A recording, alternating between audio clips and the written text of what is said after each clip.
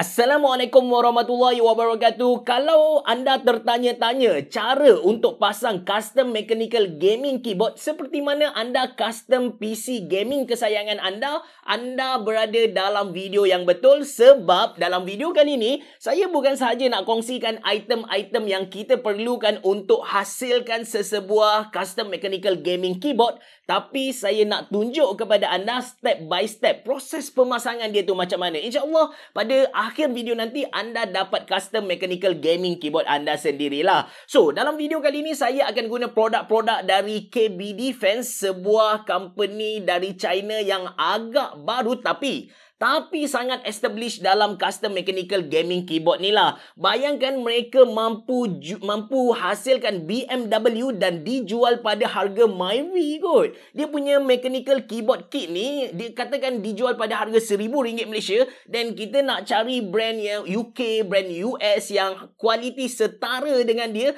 kita kena bayar pada RM3,000-4,000 Malaysia. Mantap So, tanpa berlengah lagi, anda bersama saya Ashraf Jeffrey dalam channel YouTube Mona Lisa. Jom kita custom mechanical gaming keyboard kita sendiri.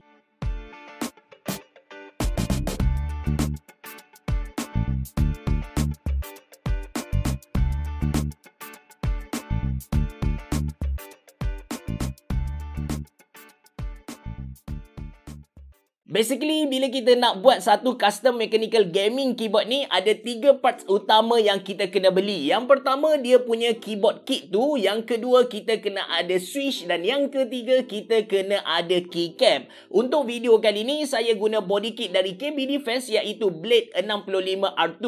Biasanya dalam sesebuah body kit ni, kita akan dapat chassis tu sendiri ataupun casing. Kemudian kita akan dapat satu PCB board dan juga kita akan dapat kabel. Biasanya dekat PCB board tu dia dah datang dengan steps. Dia punya stabilizer untuk key-key yang besar. Tapi KB Defense Blade 65R2 ni kita kena pasang sendiri. Even dia punya stabilizer tu dekat dia punya switch case tu, itu pun kita kena pasang sendiri. Bukan sebab KB Defense malas dia bukan nak jimatkan kos pemasangan bagai. Tak, tapi dia nak bagi freedom kepada kita untuk pilih sama ada kita nak guna mereka punya stabilizer ataupun kita nak customize dia punya stabilizer. Kita nak modify dia punya stabilizer. Macam contoh, kalau anda cari dekat YouTube, anda boleh search for Band 8 mode untuk stabilizer tu. Yang tu kita bincang pada video seterusnya. Okey, untuk pasang stabilizer ke casing switch ni, cara dia cukup senang. First kali kita ambil batang besi bersesuaian dengan panjang spacebar ataupun mana-mana key yang kita nak pasang tu.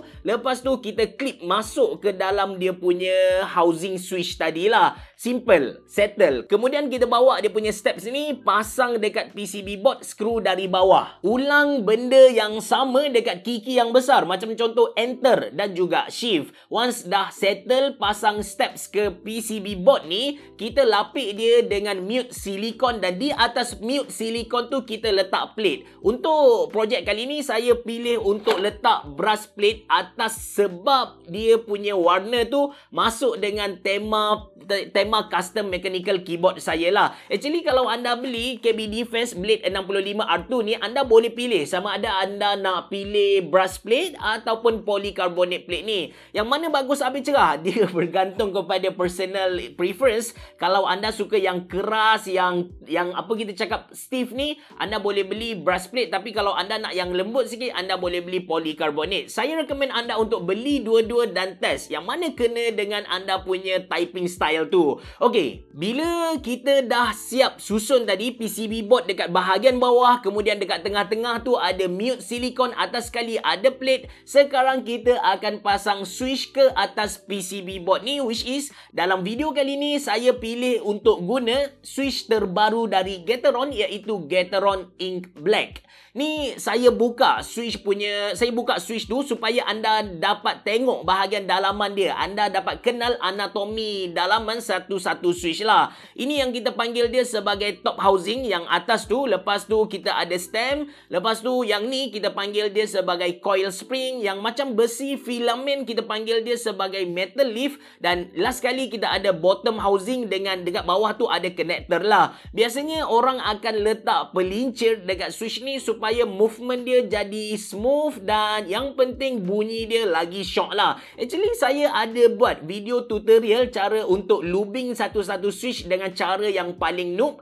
Anda boleh tonton video tu pada akhir video nanti. Alright, cara pasang switch ke PCB board ni simple gila guys. Just lagakan kaki yang ada dekat switch ke lubang-lubang yang ada dekat PCB board.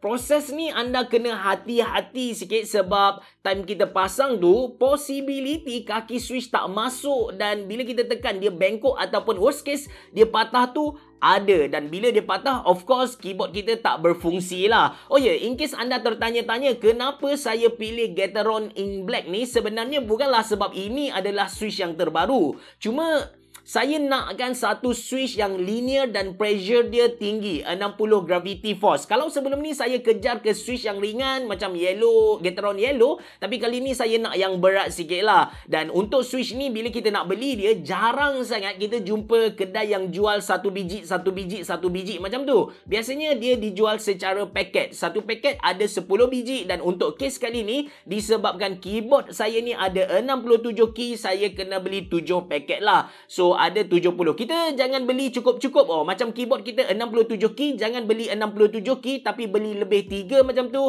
In case masa kita pasang ni dia rosak. So kita ada spare lah untuk ganti direct. Tak payahlah order dan tunggu balik. Okay? Kita dah settle pasang switch ke PCB board dan sekarang just masukkan semua benda yang kita pasang tadi ke dalam case. Cuma sebelum tu kita letak dulu satu form yang dia bagi, dampening form, dan kita juga kena pasang silicone pad dekat lubang-lubang yang ada dekat tepi casing ni sebagai gasket lah. Kalau tak ada silicone pad ni, frame besi casing akan direct hit ke brush plate tadi. Nah ya. Lepas siap pasang semua, just screw body dia dan yang tinggal hanyalah pasang keycap ke atas switch. Dalam video kali ni saya pilih untuk guna KBD Fast R3 Max Key Berserk SA Double Shot keycap yang mana harga dia dalam 169 USD je. Saya pilih keycap ni sebab nak masukkan dengan tema merah ataupun maroon gold body blade 65 R2 tadi. Nak kata tema Iron Man pun yes, nak kata tema samurai pun yes.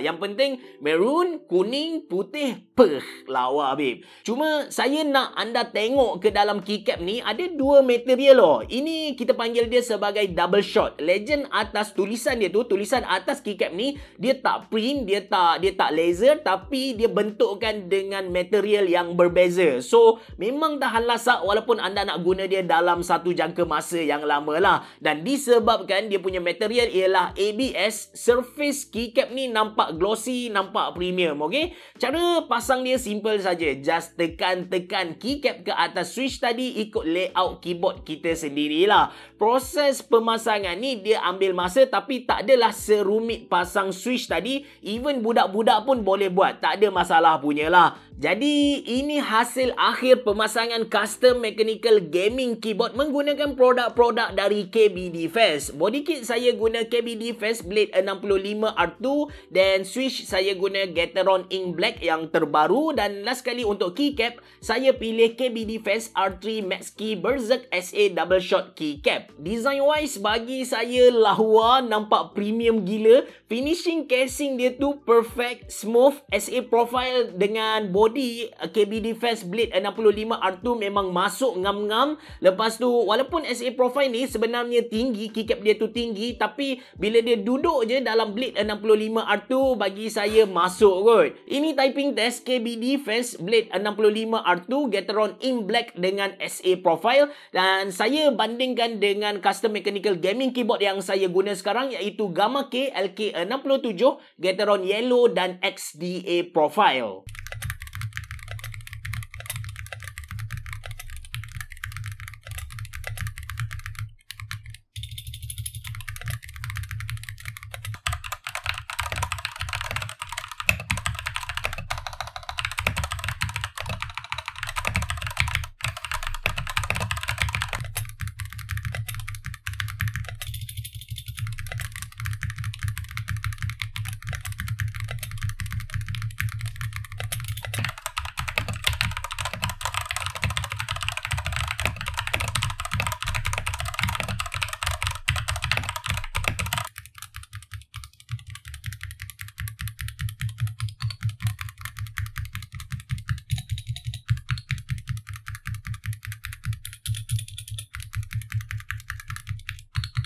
Okey, anda dah dengar sendiri typing test untuk KB Defense Blade 65R2 digabungkan dengan Gateron Ink Black dan juga SA Profile. Dekat spacebar belah kiri tu ada rattling sikit, nanti saya baiki dalam video seterusnya lah. Sebagai recap, in case anda nak buat custom mechanical gaming keyboard anda sendiri, anda perlukan 3 item utama. Ini tunjang untuk mana-mana custom mechanical gaming keyboard. Yang pertama, mechanical keyboard kit tu. Yang kedua, anda perlukan switch. Dan yang ketiga, anda perlukan keycap. Cara pasang dia seriously senang sangat. Cuma benda ni tak ramai orang tahu. So, mungkin tak ramai jugalah player untuk custom mechanical gaming keyboard ni. Saya sediakan link untuk item-item yang anda perlukan dalam ruangan description box below. But of course, kalau anda sedang cari aksesori-aksesori custom mechanical gaming keyboard yang murah tapi kualiti dia mantap gila, anda boleh usah Shopee KB Defense Malaysia. Mereka offer hampir ke semua aksesori-aksesori yang diperlukan oleh player custom mechanical gaming keyboard lah. Itu saja dari saya. Saya harap video ni dapat memberi sesuatu kepada anda. Terima kasih kerana menonton. Bereboh. Jumpa lagi.